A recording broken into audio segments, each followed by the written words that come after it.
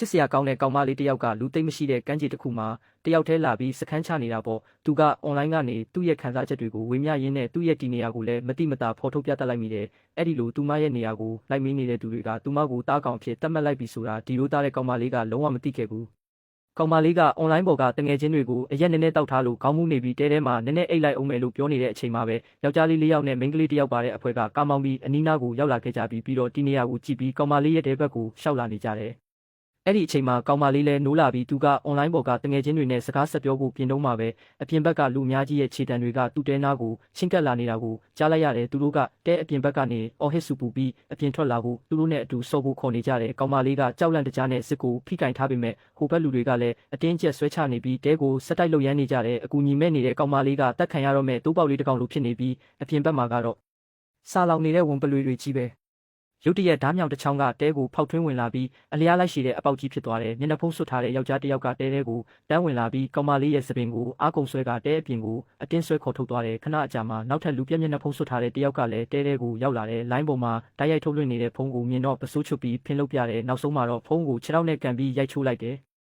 တဲအပြင်ဘက်မှာလူတစ်ယောက်ကကောင်မလေးကိုအသေးချာဖိချုပ်ထားတယ်တစ်ယောက်ကဖုန်းနဲ့ဗီဒီယိုရိုက်နေတယ်သူတို့ရဲ့ခေါင်းဆောင်ကတော့ဘေးနားမှာထိုင်ပြီးကြည့်ရှုခံစားနေတာပေါ့ကောင်မလေးကနာကျင်စွာနဲ့ရုန်းကန်လေသူတို့ရဲ့ပြုမှုပုံတွေကပိုပြီးရိုင်းဆိုင်ပြလေပဲဒီမျက်နှာဖုံးဆွတ်ထားတဲ့ရုပ်မာတဲ့လူတွေကကောင်မလေးအထမပြုချင်းခံရတဲ့ဗီဒီယိုကိုရိုက်ပြီးတော့ကိုပါပေါ်တင်မဲ့အဲ့ဒီလိုလိမ်ပိုင်းဆိုင်ရာယူသွနေတဲ့လူတွေစီကအတင်းဝင်ကြီးတွေယူဖို့လုပ်နေကြတာဒါအပြင်သူတို့ကပဲအဖွဲ့ဝင်2ယောက်ဖြစ်တဲ့အုတ်ထုတ်ဆောင်ထားသူနဲ့မျက်မှန်သမားကိုပါဖိတ်ထားသေးတယ်ဒီကြည့်လိုက်ရင်ရိုးသားပုံရတဲ့ယောက်ျား2ယောက်ကတကယ်တမ်းကျတော့ဒီလိုအယူမှုလုပ်ရက်တွေရဲ့တေဆုံးတဲ့ပြိသက်တွေပဲသူတို့ကငွေများကြီးပေးပြီးဒီနေရာကိုကိုယ်တိုင်ကိုကြရောက်လာတာဖြစ်ပြီးအခြေအနေကိုလက်တွေ့ကျကျခန်းစားခြင်းလို့ပါစီကံအရာသူတို့တွေဟာမှတ်ပုံတင်တဲ့ဖုန်းတွေကိုအပ်ရတယ်ပြီးတော့မျက်နှာဖုံးတက်ရတယ်ပြီးမှကောင်မလေးကိုစော်ကားဖို့ပြင်ဆင်နေကြတယ်ရုံစရာကောင်းတဲ့မျက်မှန်သမားကဟန်ဆောင်ပြီးယဉ်ကျေးပြပြီးတာနဲ့ကောင်မလေးစီကိုတွန်းတိုက်ပြီးသွားတော့တာပဲဒါပေမဲ့ကောင်မလေးကသူ့မျက်နှာကိုတရွေးနဲ့ထွေးလိုက်တယ်ဒါကသူ့ရဲ့မူရင်းပုံစံကိုပေါ်စေပြီးကောင်မလေးကိုနားရင်အပြင်းထန်ရိုက်ချလိုက်တယ်ဒါပေမဲ့မထင်မှတ်ပဲကောင်မလေးကခြေထောက်နဲ့ကန်ချလိုက်တယ်ပြီးတော့ဘေးက2ယောက်ကိုပါလဲကျသွားအောင်ကန်ချလိုက်တယ်နောက်တစ်စက္ကန့်မှာပဲမျက်ခင်းထဲကနေမိကိုပုံထုတ်ပြီးသူတို့တွေမတုတ်ပြန်နိုင်ခင်မှာပဲကောင်မလေးကအလင်းမြန်ထွက်လိုက်တယ်ဘေးနာကအပြအာရဝတ်ထားတဲ့အမျိုးသမီးရဲ့ခပတ်အိတ်ကိုရှောင်တိန်ပြီးတောအုပ်ထဲကိုပြေးဝင်သွားတော့တယ်လူအုပ်ကြီးကလိုက်ဖို့ပြင်တော့မှခေါင်းဆောင်ကတားလိုက်တယ်သူကကြည်စံကိုအရင်ပြန်တန်းခွင့်ပေးမယ်တဲ့ပြီးတော့တိတ်ငက်ကချက်ပေါက်စ်ကိုဖမ်းတယ်လို့မျိုးသူမကိုပြန်ဖမ်းမယ်လို့ပြောတယ်ဒီလိုအမဲလိုက်တဲ့ဖြစ်စဉ်ကိုဖြည်းဖြည်းချင်းခံစားခြင်းလို့ပါတယ်ဒါအပြင်ကောင်မလေးကိုအရင်ဆုံးဖမ်းမိတဲ့သူကိုစုကြီးနဲ့စပေးမယ်လို့လည်းကြေညာလိုက်တယ်လူတွေအားလုံးဝမ်းသာအားရအော်ဟစ်ကြပြီးတောအုပ်ထဲကိုလိုက်ဖို့စတင်ထွက်ခွာသွားကြတယ်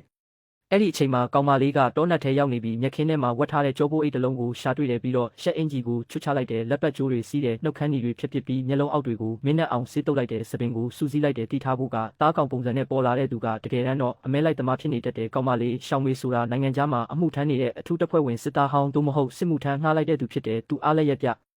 အလာမချစ်လာစွာသောညီမလေးဟာစခန်းချရင်းနဲ့ဒီလူမဆန်တဲ့သူတွေရဲ့လက်ချက်ကြောင့်တေဆုံးသွားကြောင်းသိလိုက်ရတာဒါပေမဲ့ရဲတွေကတရားခံတွေကိုမဖမ်းနိုင်ပဲနှောက်နှေးနေခဲ့တယ်ဒါကြောင့်မို့သူကိုယ်တိုင်ညီမလေးအတွက်လက်စားချေဖို့ဆုံးဖြတ်လိုက်တယ်သူမရဲ့အမဲလိုက်ခြင်းစစ်စင်ရေးကိုစတင်လိုက်ပြီး